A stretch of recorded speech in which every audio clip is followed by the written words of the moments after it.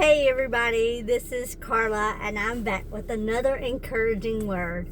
So I was praying this morning and the Lord reminded me that I have been a faithful follower of Him for almost 40 years.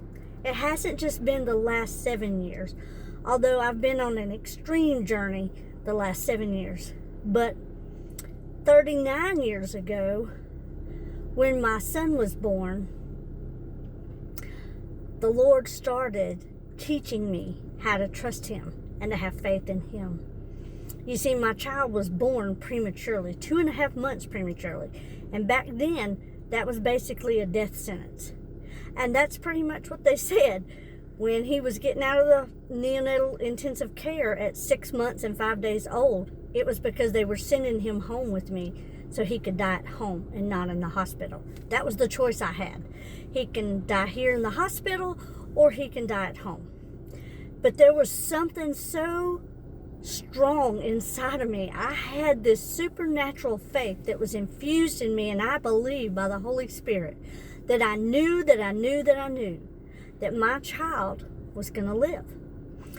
I also knew somehow that he was not going to suffer the things they said he would suffer, because he was never supposed to go to a normal school, not an elementary school, never a high school, and certainly not college.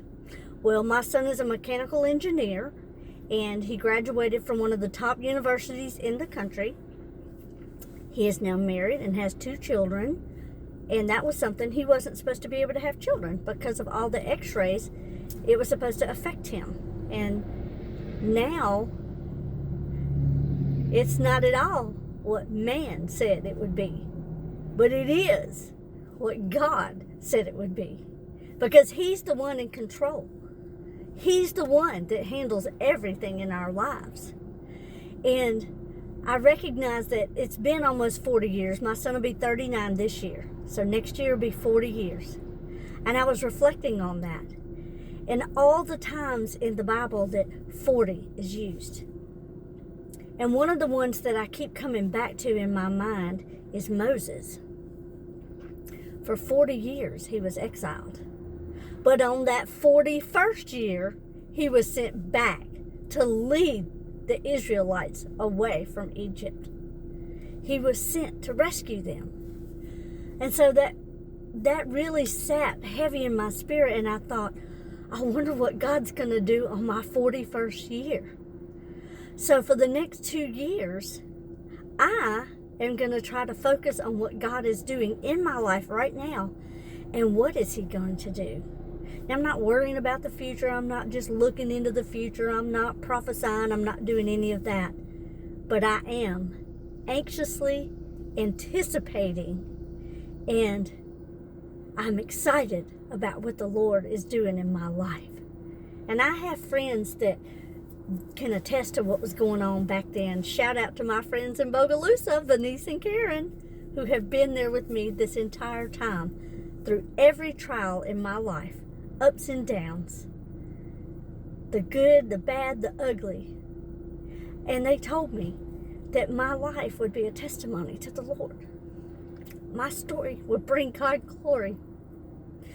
And I pray that my story encourages someone to keep going and not to give up on life, because life is worth living. You have a life worth living. Even in your darkest, deepest, darkest, hardest moments, there is still a life worth living through Jesus. He can save you. He can rescue you. All you have to do is turn to Him. Trust Him. He's so faithful. He's so good. Look how my life turned out. It's so beautiful today. If I had given up just 7 years ago, if I had given up on my child almost 40 years ago, where would I be? But I didn't give up on God, because He never gave up on me. So today and every day, be encouraged, bless others, hold on to hope, believe in God's promises, and trust in the Lord always.